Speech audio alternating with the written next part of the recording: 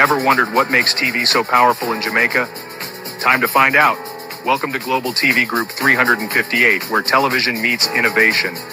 We're not just about shows, we're about shaping society. In Jamaica, TV keeps you informed, connects diverse voices, and supports democracy. Imagine a Jamaica where broadcasters unite, sharing data and collaborating globally. That's us, a unified voice in the TV industry. Did you know TV advertising is still king? It drives website traffic, boosts brand equity, and powers integrated campaigns. Even in an age of digital, TV stands strong, resilient in tough times. Our global TV deck is your treasure trove of insights and data. With charts, graphs, and success stories, it's your guide to impactful TV advertising. Curious to learn more? Visit our website and see how Global TV Group 358 keeps television at the heart of entertainment in Jamaica. Get ready to binge watch the future. Oh, thy peace, God of my salvation, because the mouth of the sinful and wicked is open. Rastafari.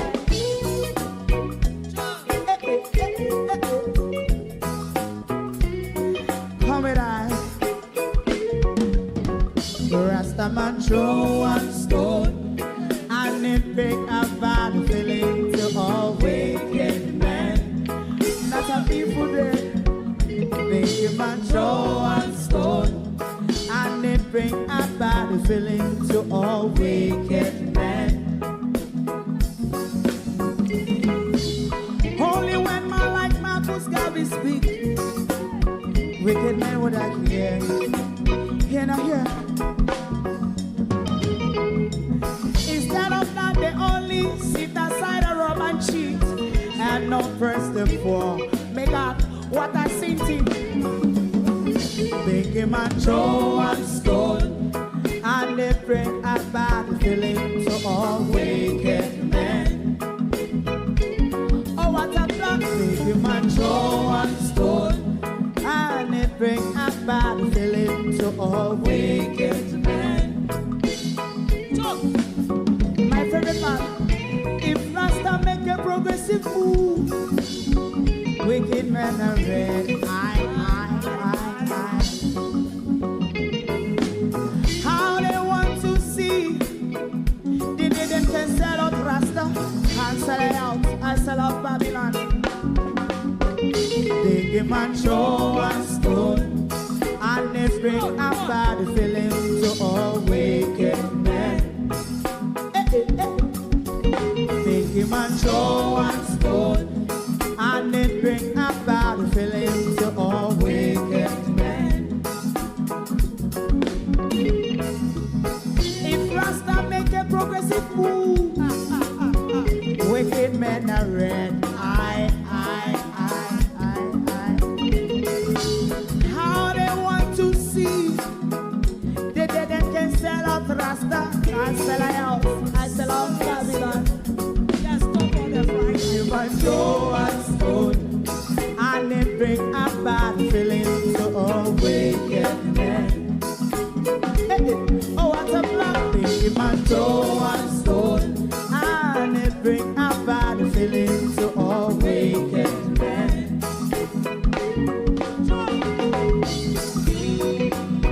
You have eyes to see, let him see. You have ears to hear, let them hear. What a prophet must say.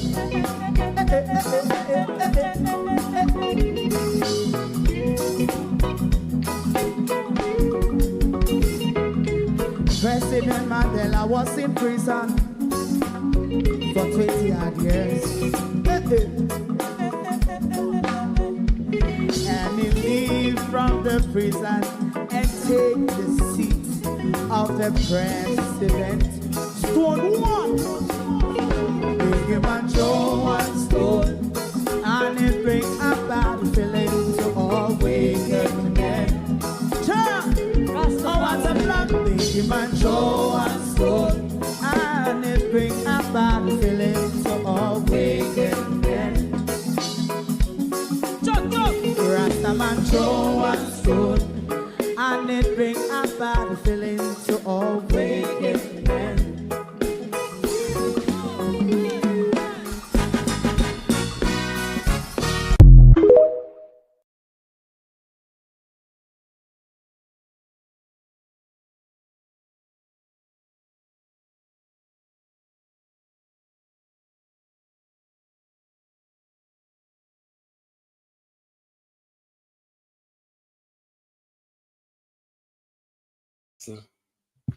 I have no idea why my thing paused. This new studio is giving me an awful run for it. It is confusing me. Good evening, everyone. Welcome. Thank you all for joining us this evening.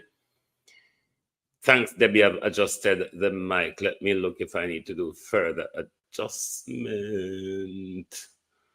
Right, that all looks to be in place.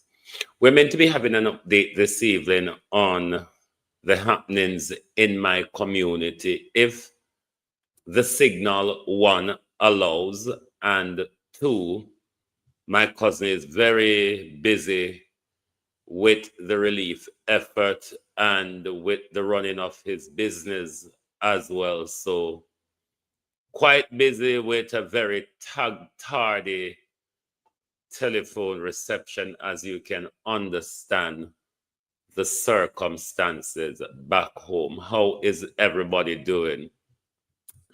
We came back out today for the press conference, you know. It was a load of twaddle. I mean, I'm becoming tired of listening to both sides of the upsy daisies, both the press conference as well as the sitting of the House of Representatives, because I get frustrated by the no useful information or the just jollification of those in the House. I'm not really feeling it. So, but what I wanted to see today or heard was follow-up questions for Darrell Vaz from the journalist in relation to the information Darrell Vaz gave us about the airline that came down in Florida that was bound to Jamaica. That we're going to go into in a bit. To my community of PAROTTEE and all my family members, platform moderators, membership holders, viewers, subscribers, commenters, and trolls, good evening, welcome. Thank you for joining us. We are back at it again. We're back at it. Debbie Jarvis TV, good evening, and welcome. Thank you all for joining us. Colleen, good evening. Good evening, Barbara Simpson. Who else is there? Ural Dormer, good evening. Charlotte Graham, Sheena Kelly, Monica Wills, Susan Williams, Vatish Morgan, good evening. Opal Watson, good evening. Good evening. How are you doing? Colleen Richards, good evening.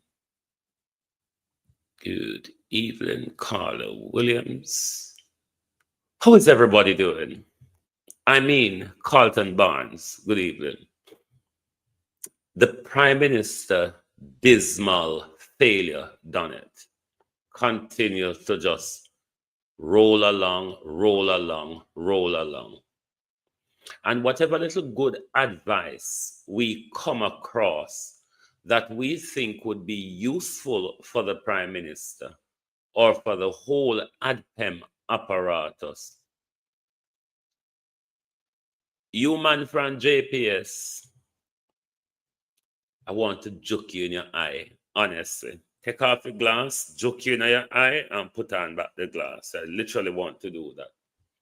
But Juliet, you know, so Juliet want to come back to Parliament with the members take your seat this evening again, and the same going over the nursery rhyme. I mean, it has become a nursery rhyme with Juliet and her mic and what question you should ask or your way of asking question. It has become a nursery rhyme now. But we find some useful information that will help a struggling government how to coordinate the relief and rescue effort. How to coordinate the release and rescue effort. Because we see the government has struggled now. Even though the government go on like them have pride and they now call for help, we conscionable enough out here, government. This is how no one help. So all of we out here in a wonderland, and we are screaming and carry on. Somebody may hear we are ball wolf, wolf, wolf, and run come, because the government does need assistance in how to coordinate the whole of what is confusing the government. So we're going to make fifth element advise the prime minister, as fifth element tend to have some good advice a lot of the time. So we're going to let fifth element advise the prime minister, because this piece of advice is needed, it is necessary, and if implemented, will go a long way to alleviate, one, the feeling of hopelessness, frustration, confusion, destitution, and all of what the people on the ground are experiencing, particularly those who have lost everything but life. So let fifth element advise the Prime Minister, Evan Bradford, how you do. Let fifth element advise the Prime Minister, Charnel Williams, and then we'll come back. Because Andrew need advice. Yeah. Andrew, we say you struggle. We say you struggle, Andrew Wholeness. We say right here now you don't know where your head there and where your foot there. Why we have to jump in and help Prime Minister, the country is feeling it.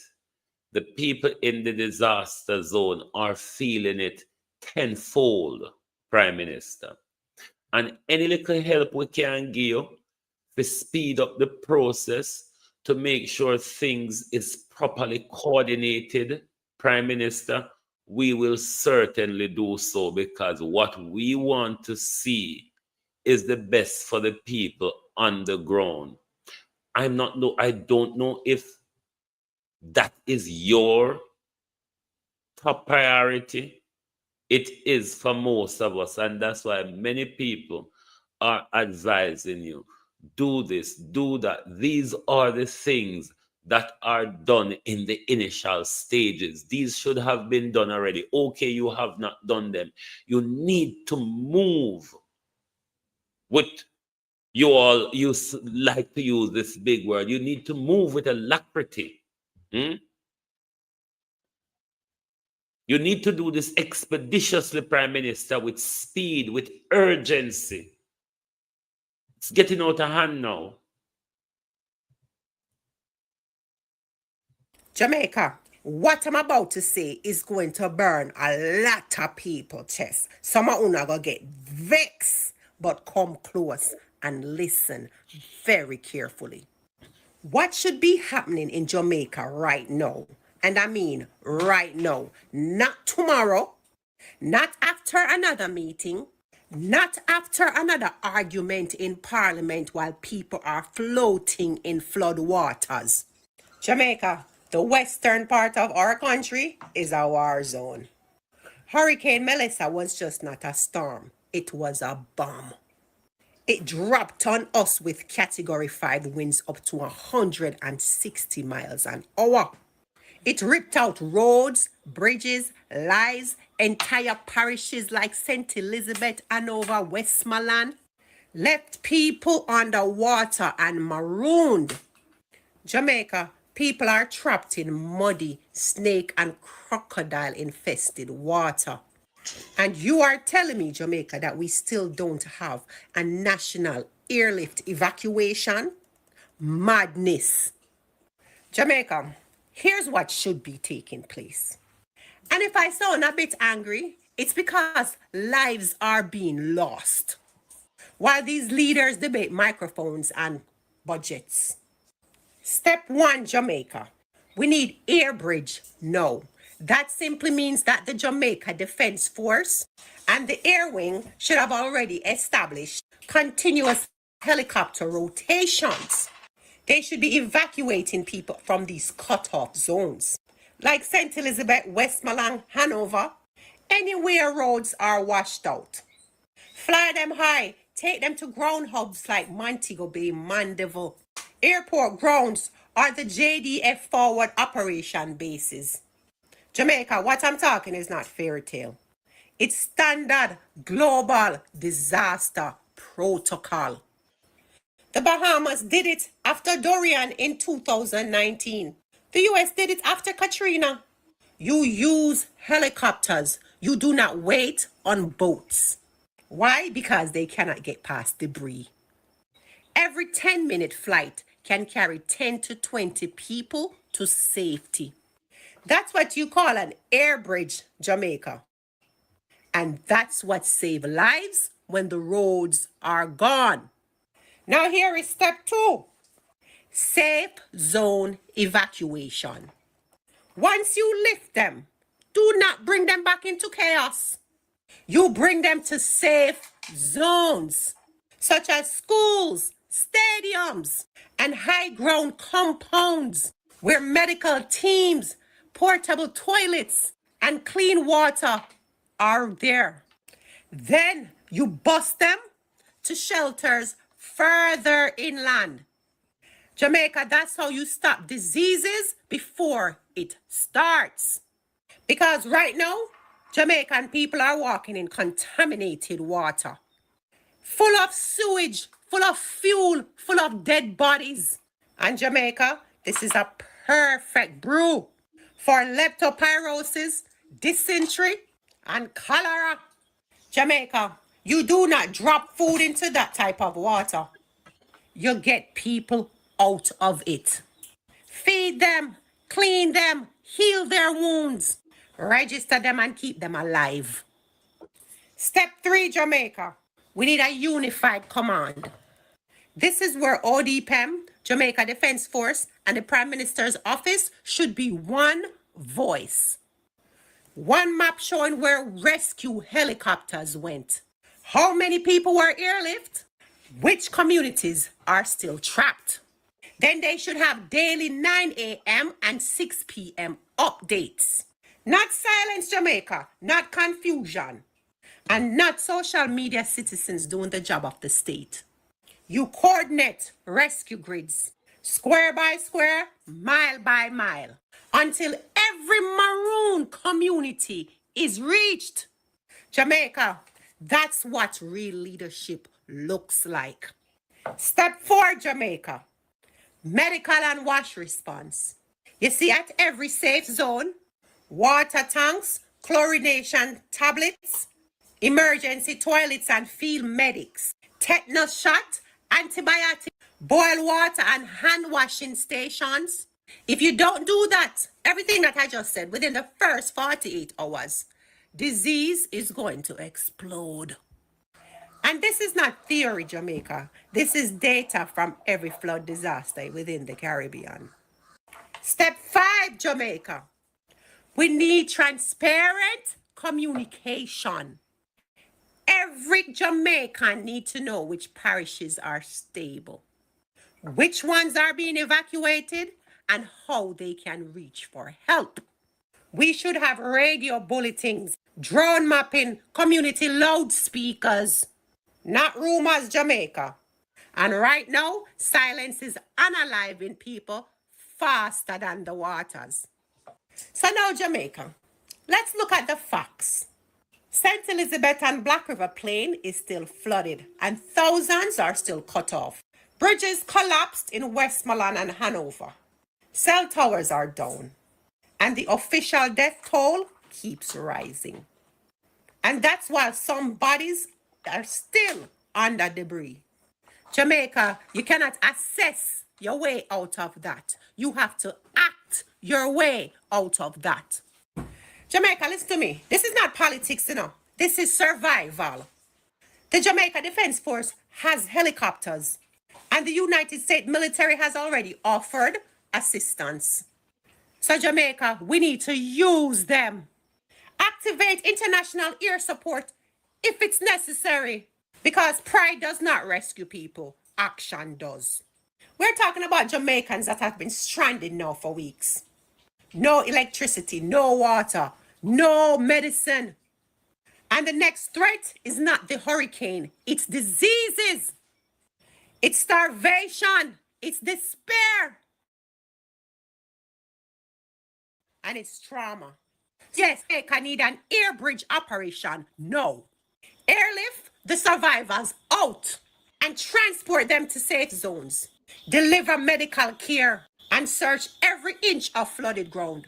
Then once people are safe, we rebuild properly with drainage, seawalls, and emergency air bases in every region. Because Jamaica, right now, we're not just losing homes, we're losing trust. The government is supposed to protect, not debate. Command, not argue.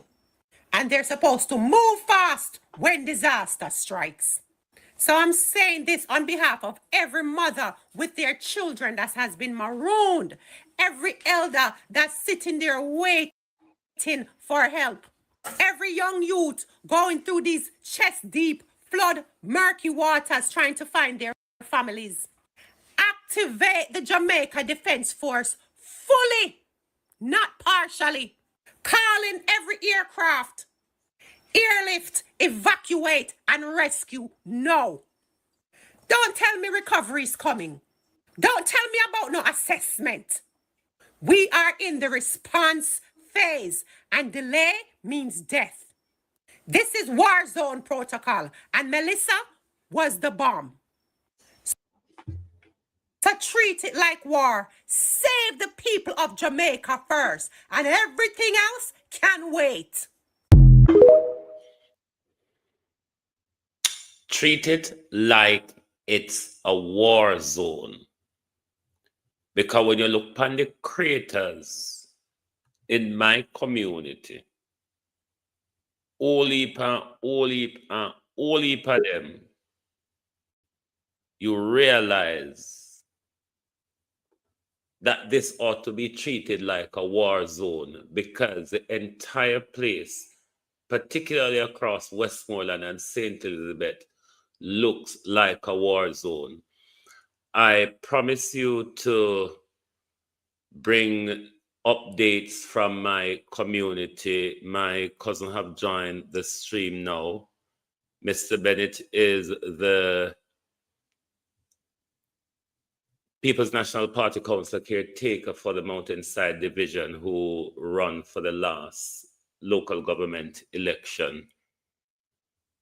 He's on the ground in St. Elizabeth in the community, and he is now going to give us an update as to what is happening on the ground. Mr. Bennett, good evening and welcome to Global TV. Hi, good evening, cousin. How you doing? Thank you for having me. It is as stressful as it can be, cousin, being not there and given all what the community is going through. Right. Trust me, the situation on the ground is very much heartbreaking. PAROTTEE and surrounding communities is nothing like what you used it to be. The memories that you had, those memories probably would have erased, because it's a total new thing in PAROTTEE. The entire community is devastated. 98% of the houses are affected. The houses that are standing, only the structure probably is there, but the roofs are gone. Trees are down. The entire fisherman village has been decimated. Ground zero that has been flattened. All the boats that used to be their livelihoods have been destroyed. The roads becomes unbearable because they were impassable for 2 weeks, and the people, the community resident, they could not move from one area to another, so they were marooned and they were not able to get any help or any relief. But thankfully, I had to reach out to the now member of parliament, Floyd Green, to let him know, man, listen, the people of PAROTTEE needed some help and you need to pay some attention to them. And after I reached out to him, he told me that the contractor was assigned, and the JPS people they were assigned to start, clearing the roads so that people could have access, and so that the aid that the people really needs could have reached them.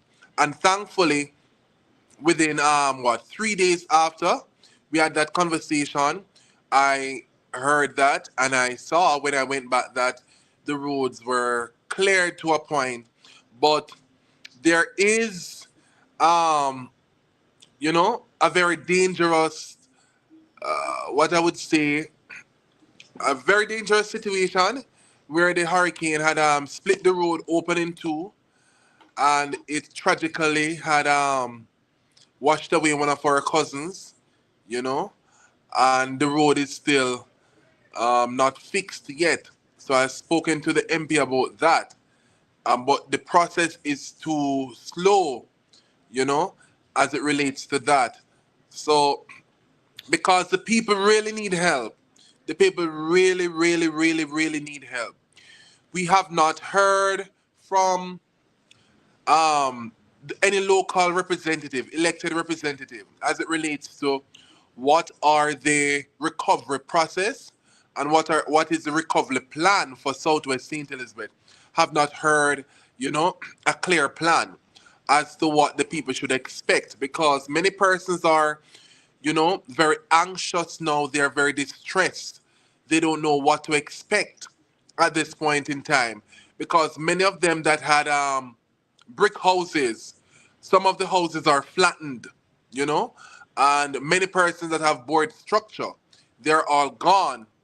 Many persons that have many appliances, they're no longer there. They're no longer inside.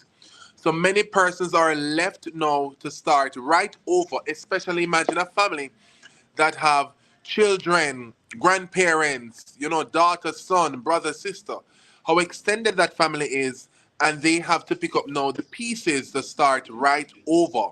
But we have not heard a clear plan, a clear structure from the elected representatives of Southwest. What is it that the residents should expect?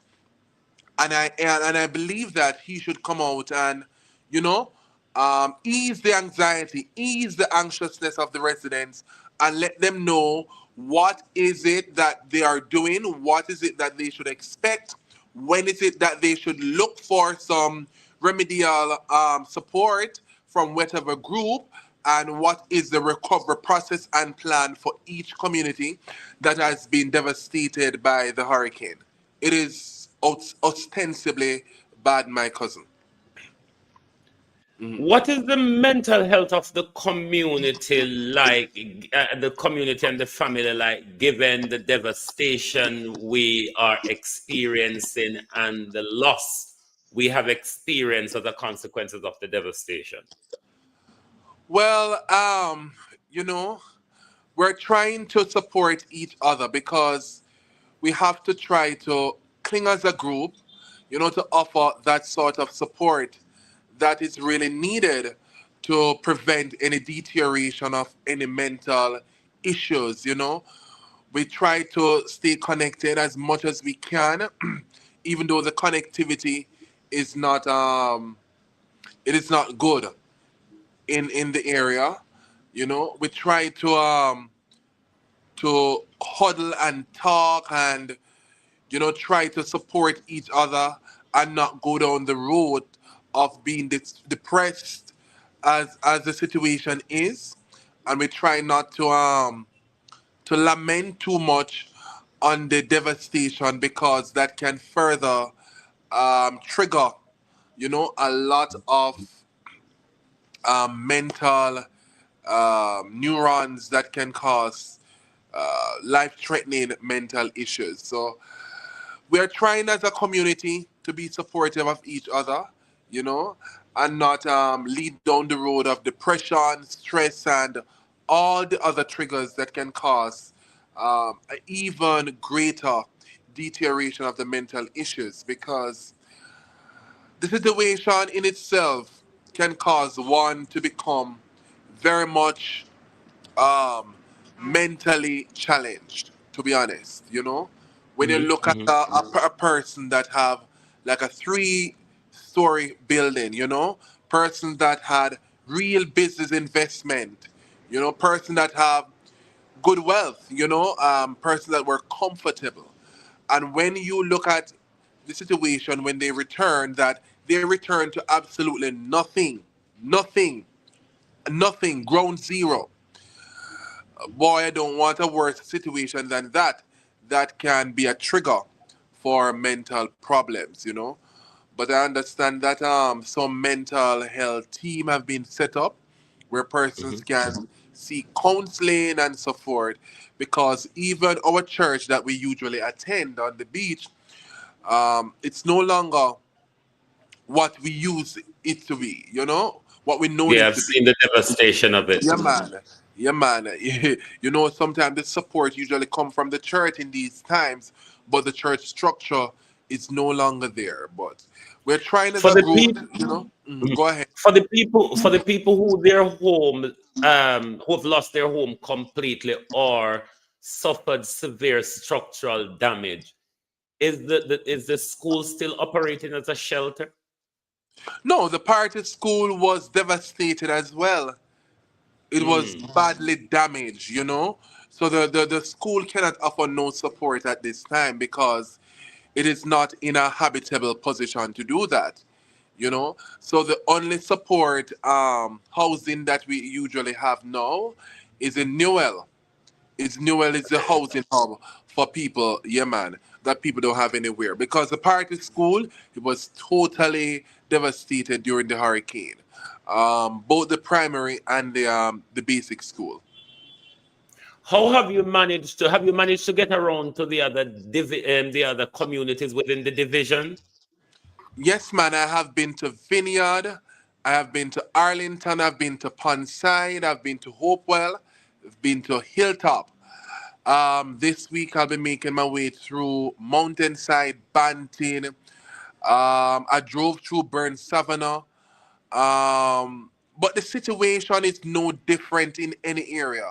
I don't believe that anyone was really spared because in Vineyard, most of the houses are flat to the ground in Wow. Vineyard as well. Yeah, man.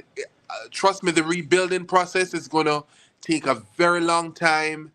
But it's gonna require some serious planning and some serious um, recovery measures put in place for us to get to where we were. Trust me, it is bad. How are you assisting the people on the ground through this tragic time? Well, I have been an advocate. Number one, I have been an advocate for them.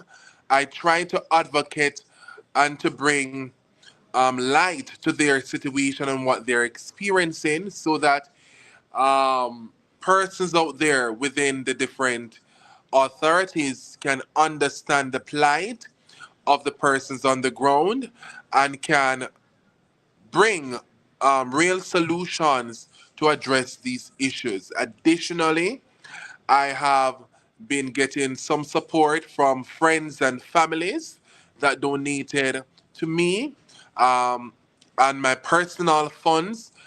We prepared care packages and we have distributed to the communities within the division.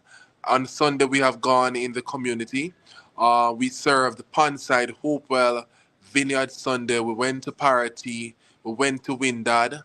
Um, and we went to Hilltop. And we have brought over 200 care packages to them. But one of the main things that people have been asking for is water. Water remains the top priority, the top need in many of these districts because there is absolutely no water.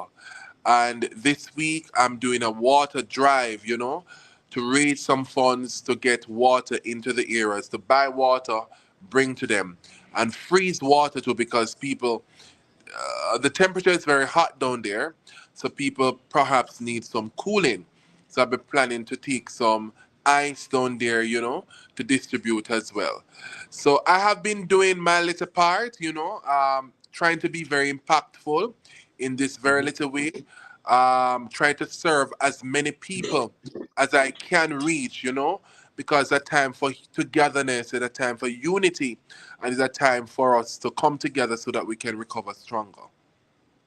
Have you had any like working relationship with Mr. Sangster as the sitting councillor? How both of you assist the communities within the division throughout this disaster? To be frank, I have not heard from the sitting councillor. Neither have persons in the area that have spoken to, heard, or seen him since the disaster. Perhaps even from the time he won, his presence has not been felt in no part in the division at all. And I think the erosion of leadership as it regards to that has been, diminished in a way where people now need you as a local representative, and they have to be figuring out things on their own when it is that you're elected to a duty and you're not able to execute on the people's behalf, and those are the people that elected you. So in truth and in fact, he has not been seen, he has not been heard, and he's like a no-show in this game where people really need him more than ever. As to the environmental structural damage within the community, such as those massive craters, not so much the breakaway in the road at the moment, there's other craters within the community. Have they made any move to start bringing solution to those? I have not seen any real progress as it relates to that as yet, because separated apart from the road that needs to be fixed, there's a lot of debris on the ground, that needs to be removed. Human feces and human waste. A lot of people are left to do that anywhere, which makes the place inhabitable. So when you walk through the community, odor and the place does smell different, stagnant. Dead animal feces and carcasses are, underground in the water. The environment is just stagnant, and it is really inhabitable now. We need a serious cleanup. So we're asking the NSWMA to come out and do a thorough cleanup in PAROTTEE. Burn what needs to be burned. People are trying to do that, and remove the waste, the excess garbage, the excess carcasses. And also, if the local representative can, of course, contribute some portable toilets to the homes, that is really needed, because many persons, when they excrete, they don't know where to do that, and many of them. Would that be a conversation that you could have with Floyd Green at the moment? I need to, yes, and one of the points I plan to raise with him, because that is really needed, and it's a environmental risk. It's a hazard to our environment, Have and our have the people. public health department visited the community?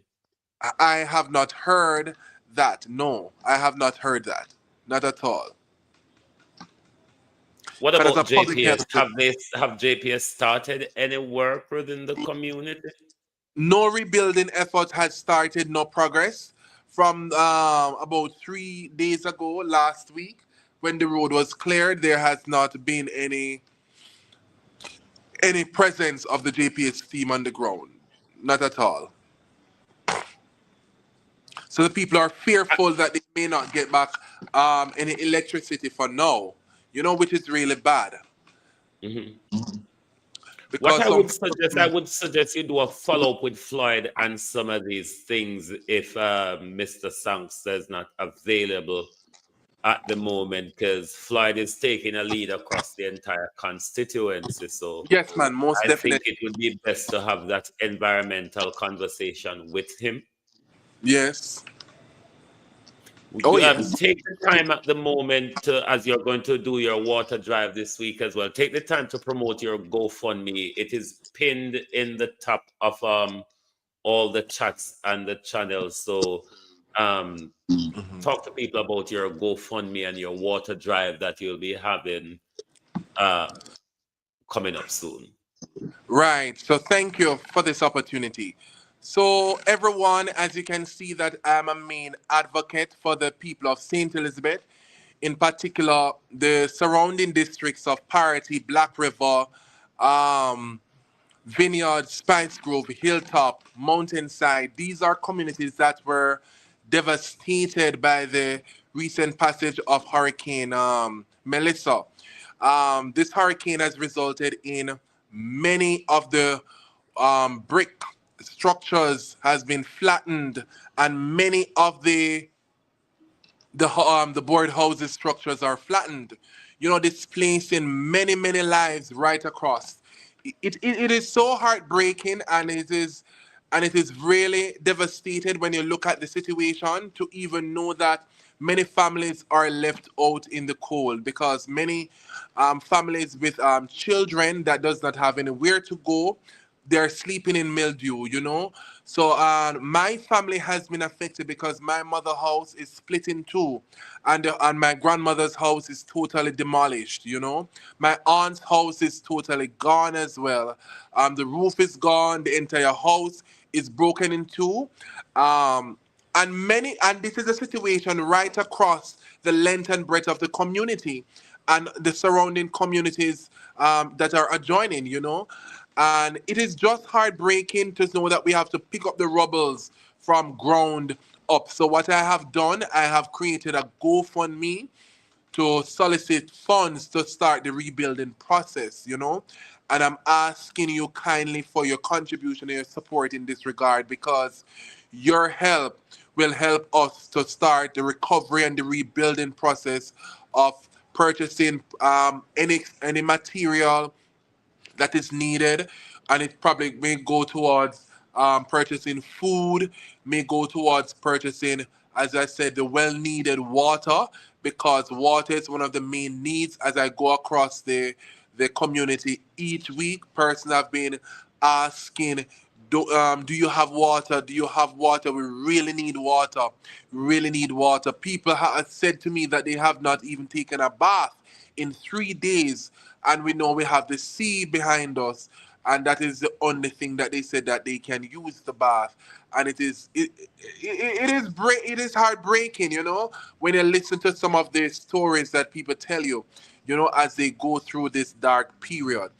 I know that we are still resilient people. We will bounce back stronger, but with your help, it will accelerate the process, and we'll be able to do so together, because we need unity and we need strength and we need the support from every single body that is out there to offer a helping hand to us, so that we can recover stronger as a nation. Because this rebuilding process, I think, will take a long time, and it's going to require the support of everybody. So whatever it is that you can contribute to the rebuilding of my GoFundMe, the money will not go towards my family alone. It will go towards serving the entire community and other adjoining communities that are around.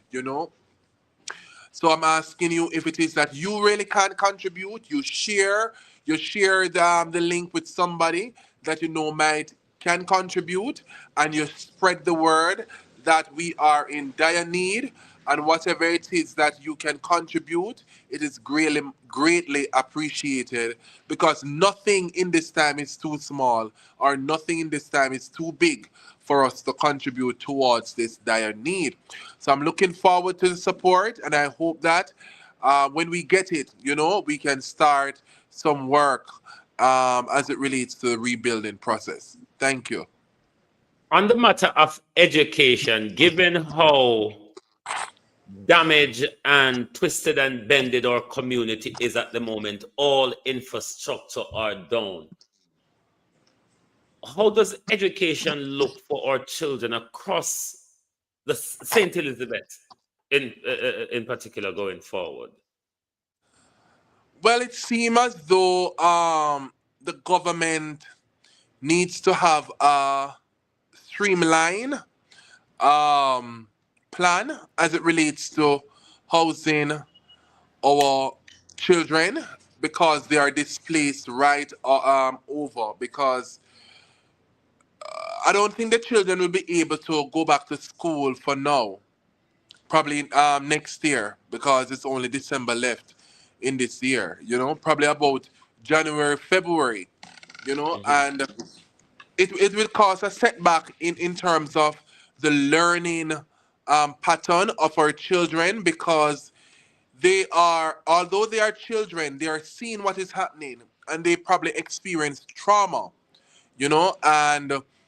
and psychological issues. So those are factors that may impede their learning going forward that I think that we should take in consideration. I think the education structure of the students in St. Elizabeth, Westmoreland, Hanover, and Trelawney, it is not coordinated. The plan and the real structure is not coordinated, and it is in shambles now as we speak. And we need a total reset on how we need to reintroduce them back into the education system. Because to date, I don't think the Ministry of Education has toured St. Elizabeth extensively to understand what is it that is happening on the ground as it relates to the different schools and the account of the children because many schools are not still not able to account for all the children, you know and I think the education ministry need to take a concerted effort to deploy workers in the field to ensure that all its students are accounted for, and so that when they now are accounted for, how is it that they can reintroduce them back into the education system, whether it's to transfer them to schools that are not affected in the corporate area, or set up online learning hubs, or give them resources that are needed to enhance learning capacity. They really do need that. So the education minister needs to take these things into consideration so that our children are not left behind, and so that the literacy rate does not fall below what it is now, because Jamaica does not have a high literacy rate as we speak. Is there anything else that you want to share with us? That point, any point that you have not covered, you want to share with us? Well, I just want to implore everybody just to um, be united as a nation and just to offer a helping hand where you can, because the death toll this morning, when I heard it, it was at 48, and there are many persons that are still searching for family members. So in one way or the other, many persons' lives have been affected. And when disaster really happens, it affects all of us. It affects us as a nation, as a country, as a family, and it really hits home. You know, so with power and our resilient nature and with humility, I think that we can bounce back stronger, but it's going to require the assistance of everybody in order for us to reach where we want to reach. The recovery process will be long, yeah? But if it is that we have the support from each other and we're able to pull together, then I think that it can be bearable. So I just want to big up everybody who has been contributing towards different efforts and who have been impacting the lives of the people in St. Elizabeth, because they really, really, really need it. People across Lacovia, Magati, that were not reached. I heard that they were given some aid on the weekend, which I'm grateful for. People in Quick Step, that Torrington area, they were never reached. And Grange Hill, those other areas that were never reached. I heard that they Mhm. have been given some assistance there, you know, and anywhere persons can reach to offer a helping hand, whether to help clean up from the rubbles or to help nail up and to restructure a person's home. That is really needed right across St. Elizabeth. If you're a carpenter and you want to volunteer your service, you can contact me at 870-3360. You know, if you're a mason and you want to volunteer your service, you can also reach me at that number.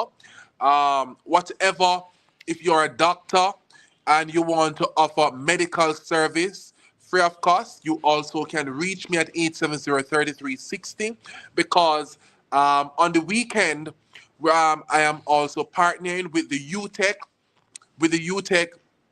Jamaica. That's one of the prominent university here to do a medical drive in Black River this weekend, where a team of medical doctors from the University of Technology is coming down.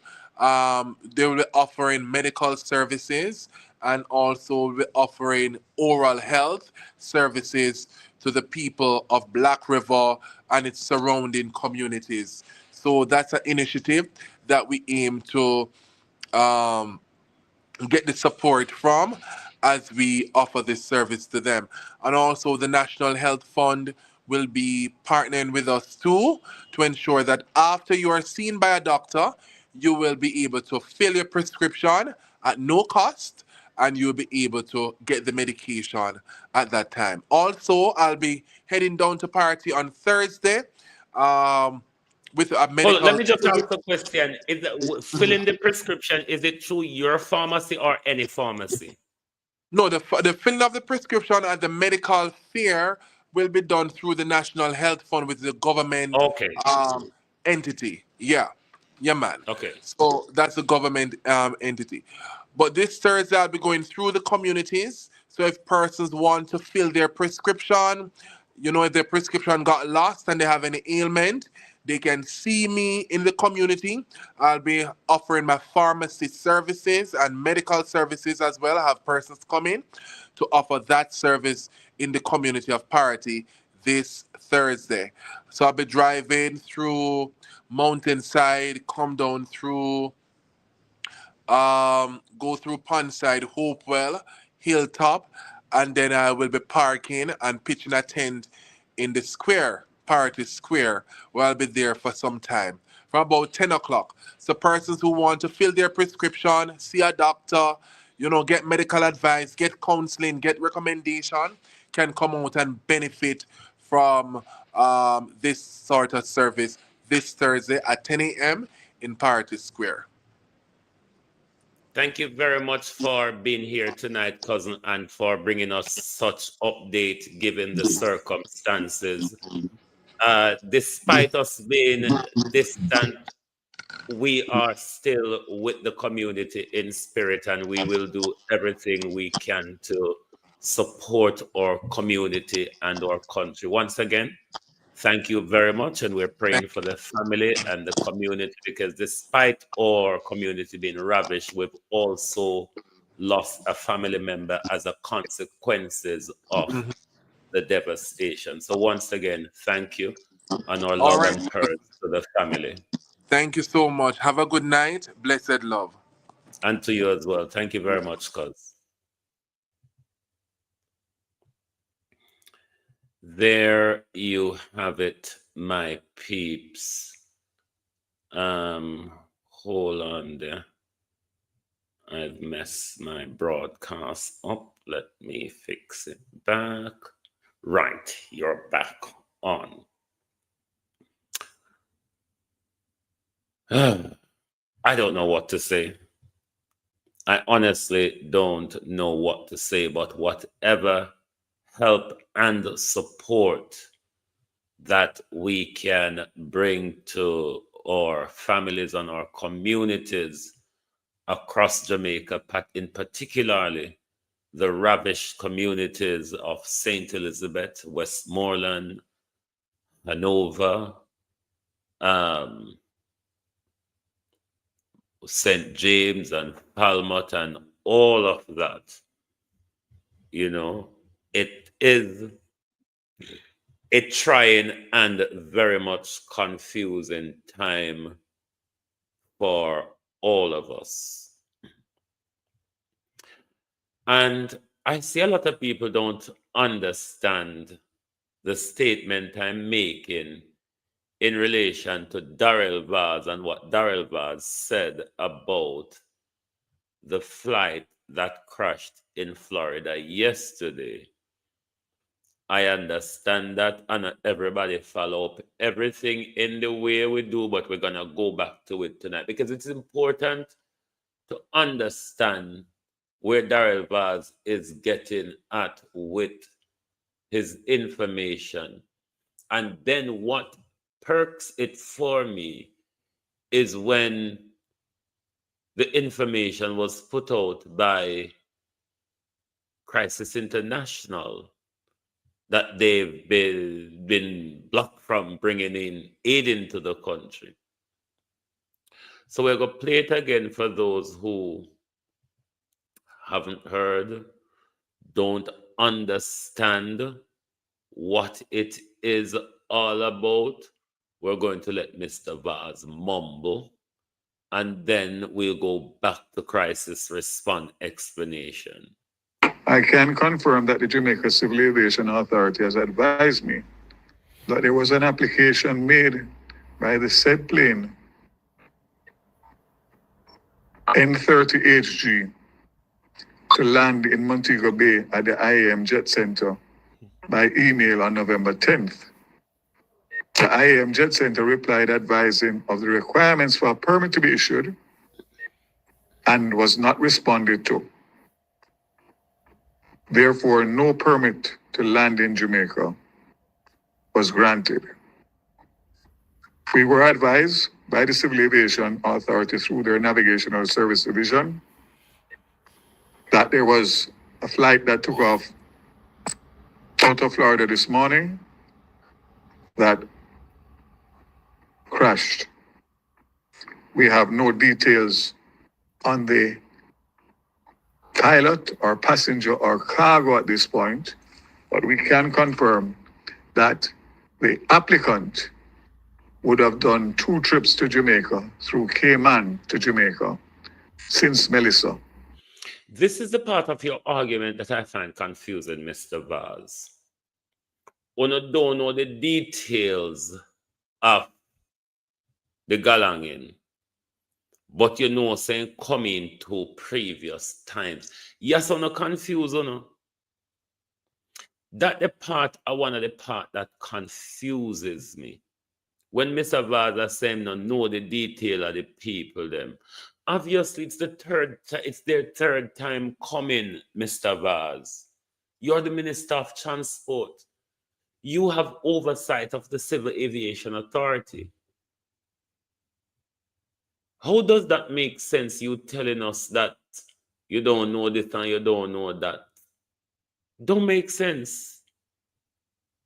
And one would want to ask, why is it that a private jet bringing in aid into the country in this well-needed time?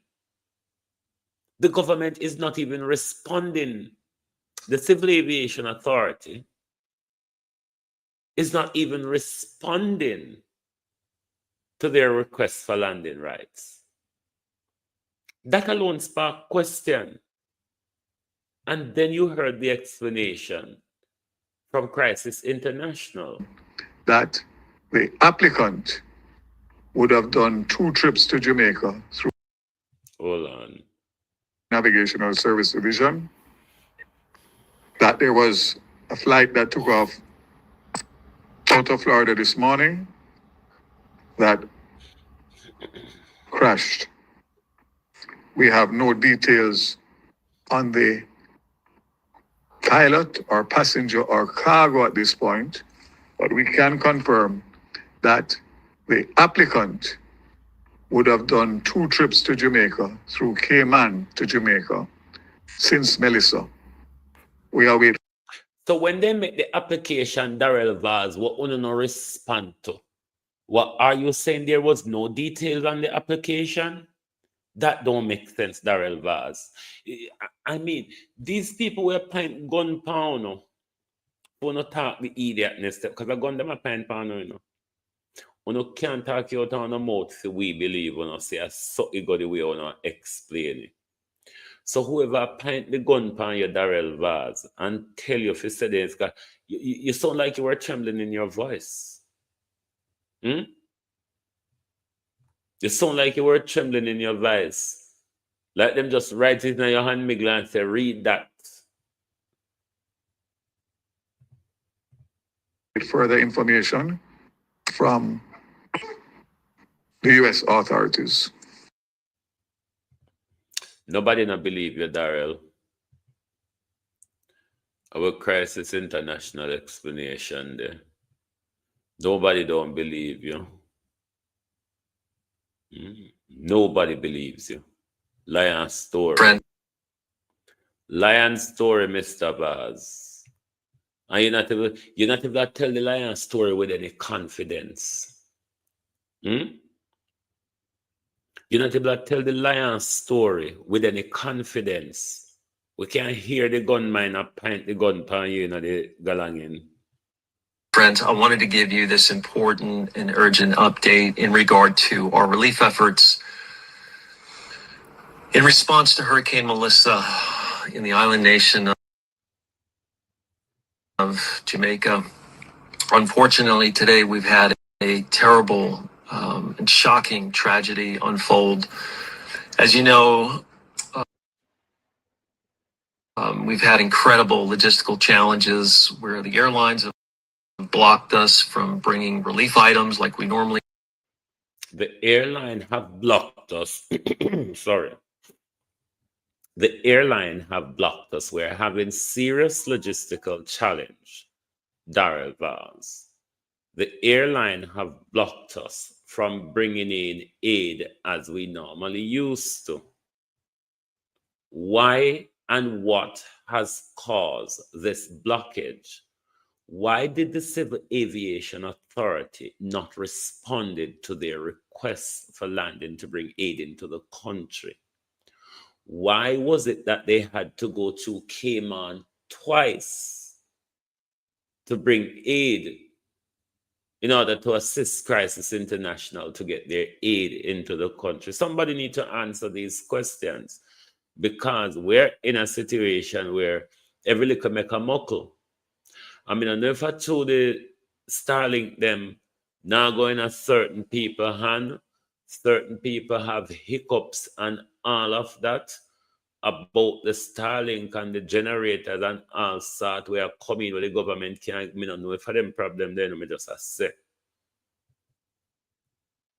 We do with our volunteers.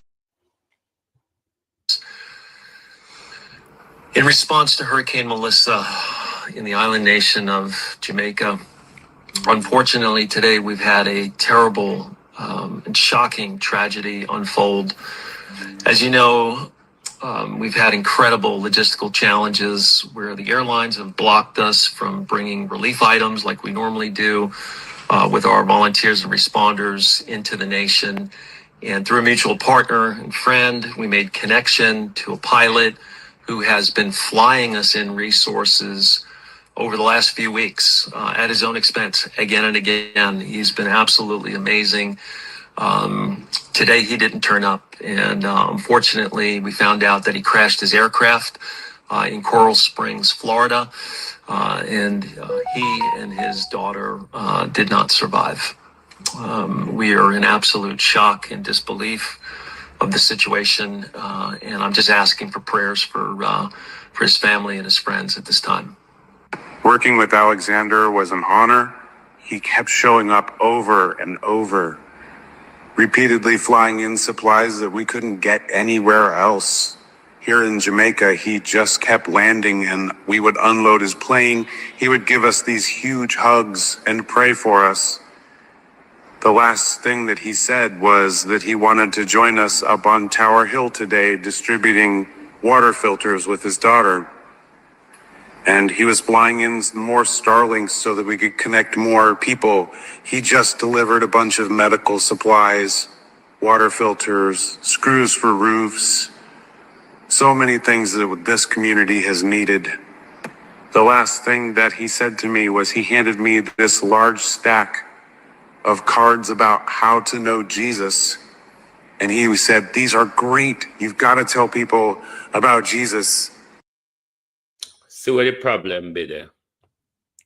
See where the problem be there, because they carrying them thing themselves, them thing come in, and it don't have to go to the government ownership. And Colonel Charles sifting and sorting and hiding and stealing. So it is important for us to know why at this time, what is it with that organization, Crisis International, why their aid, they have to go through so much hoops to get aid into Jamaica, something that the country needs. It's important for us to know why their request for landing was not responded to. We know Darrell Vaz was lying when he saying, no of the applicant them or whatever, because you don't know about them, but you know so they start landing, even though they never respond to the request, and you know so them come via Cayman twice, whether it was arranged by an influential private citizen or the Cayman government, there were still diplomatic communication before the plane land. There were back channel diplomatic communication before the plane land. Him can't just fly in plane from Cayman and come land at Montego Bay. It's not like that. Darrell Vaz.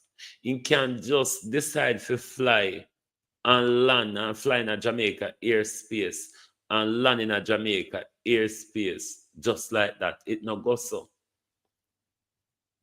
Whatever backdoor channel that you don't want to talk to us about, why you are draw Cayman in it. Cayman may be only doing it to help Jamaica because he's based in Cayman or highly influential in Cayman. But there's something that Darrell Vaz needs to tell us. The information Darrell Vaz gave yesterday wasn't the right information. He gave us a fib. What Darrell Vaz was telling us that he did not know or wasn't aware of at the time, he was fully aware. Based on the information he gave us, they made an application to the Civil Aviation Authority. Are you then saying, Darrell Vaz, that you didn't find out from the Civil Aviation Authority the information on the requests that they did not respond to? Make it make sense, no? These people really think we're fools. Anyway, my peeps, my eye tired. Been looking in computer and phone for the whole day, watching video, reading, and all sorts. There is an article I think I'll tackle that tomorrow morning because I know in the mood you know. But Dr. Mikey Abrahams has written an article in the Gleaner, which I think I will read that tomorrow morning. The title is Follow the Money. And Mikey Abrahams always writes some good articles. So I think we will look at that tomorrow morning while I go and sort my eyes out now.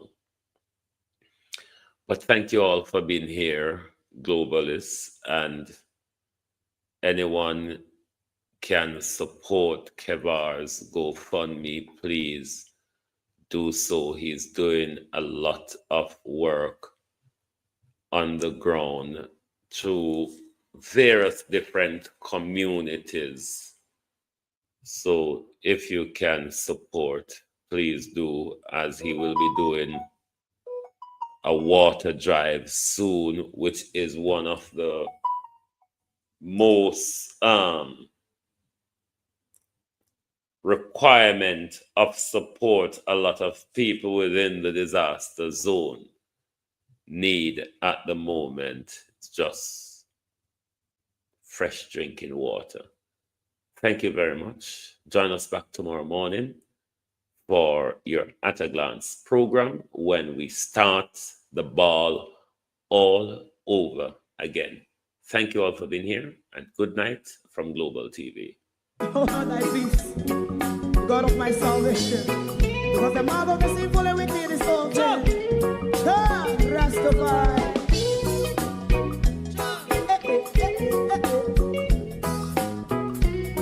Come with I. Rastaman throw one stone, and it break a bad feeling to all wicked men. That's a people there.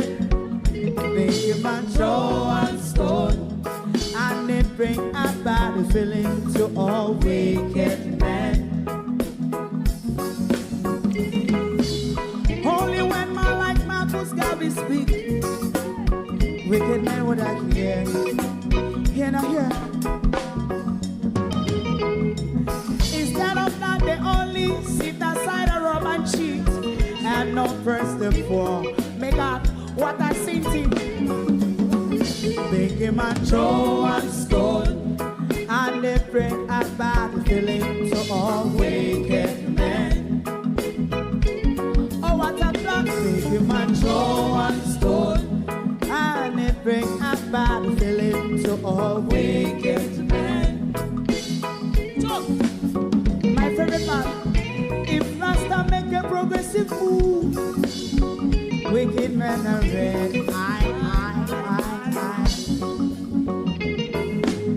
How they want to see the day them can sell out Rasta and sell it out and sell out Babylon. They give man show and stone, and they bring a bad feeling to all wicked men. They give man show and stone, and it bring a bad feeling to all wicked men. If Rasta make a progressive move, wicked men are red. How they want to see the dead that can sell out Rasta and sell out, I sell out Babylon. Just talk on the Friday. You might go and stone, and it bring a bad feeling to all wicked men. Oh, what a black baby man, go and stone, and it bring a bad feeling to all wicked men.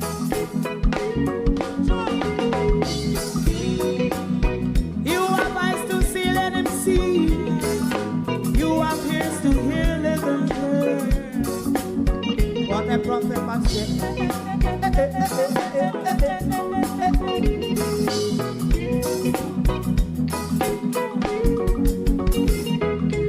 President Mandela was in prison for 20 odd years. And he leave from the prison and take the seat of the president. Stone one. Big him and throw one stone, and it bring a bad feeling to all wicked men. Oh, what a black big him and throw one stone, and it bring a bad feeling to all wicked men. Rastaman throw one stone, and it bring a bad feeling to all wicked men.